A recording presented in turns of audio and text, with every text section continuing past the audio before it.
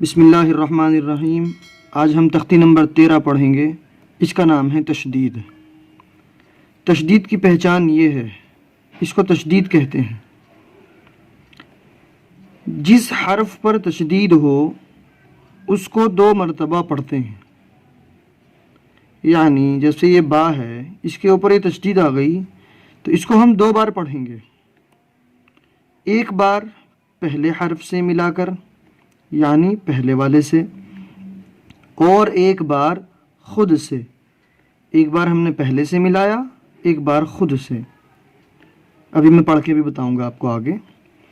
تشدید کی آواز میں ایک قسم کی سختی ہوتی ہے، یعنی اس کی آواز میں نرمی نہیں ہوگی، سختی کے ساتھ اس کو ہم اس میں ملائیں گے۔ نون اور میم پر تشدید ہو تو غنہ ہوگا۔ ناک میں تھوڑی دیر آواز کو چھپانا، یہ غلط ہے، اس میں چھپانا، یہاں روکنا ہے کہ ناک میں تھوڑی دیر آواز کو روکنا غنہ کہلاتا ہے۔ غنہ کی مقدار 1 الف کے برابر ہے۔ تو یہ میں نے آپ کو پڑھ کے بتایا۔ اب یہاں لکھا تھا کہ تشدید والے حرف کو 2 مرتبہ پڑھنا ہے۔ کیسے کیسے پڑھنا ہے؟ جیسے یہاں با کے اوپر تشدید ہے تو تشدید والے حرف کو 2 بار پڑھتے ہیں۔ حمزہ با زبر اب، با زبر با، اب با۔ تو با کے اوپر تشدید تھی، ہم نے ایک بار پہلے ملایا، حمزہ با زبر اب، با زبر با، اب با، ایسے سختی کے ساتھ پڑھنا ہے، اب با۔ حمزہ با زیر اب، با زبر با، اب با، ای با غلط ہو جائے گا، اب با، اب با، یہ سختی کے ساتھ میں ہم کو ان کو ملانا ہے۔ جیسے اب با، اب با، اب با، اب بی، اب بی، اب بی، ات، ات، ات، اتی، اتی، اتی، اج، اجی، اجو، اج، اجی، اجو، ابن، ابن، ابن، ابن، ابن، ابن، ببن، ببن، ببن، تبن، تبن، تبن، جب، جب، جب، جبی، جبی، جبی۔ اس طرح سے ہم ان کو یہاں سے یہاں تک تشدید والے حرف کو ایسے ملا کر پڑھیں گے۔ جیسے یہ ہے ف، تو یہاں فا عین زبر فا، عین زبر ع، ف ع۔ اب اس قاعدے کو ہم نے پیچھے پڑھا ہے کہ فا کے اوپر زبر ہے، زبر کو جلدی پڑھیں، تھوڑا بھی نہ کھینچیں۔ عین کے اوپر تشدید ہے، تشدید والے حرف کو 2 مرتبہ پڑھتے ہیں، ایک مرتبہ پہلے والے حرف سے ملا کر اور ایک مرتبہ خود سے۔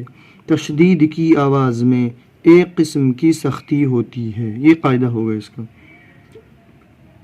عین کے اوپر زبر ہے، زبر کو جلدی پڑھیں، تھوڑا بھی نہ کھینچیں۔ ف ع، تو یہ اس طرح سے ہم پڑھیں گے۔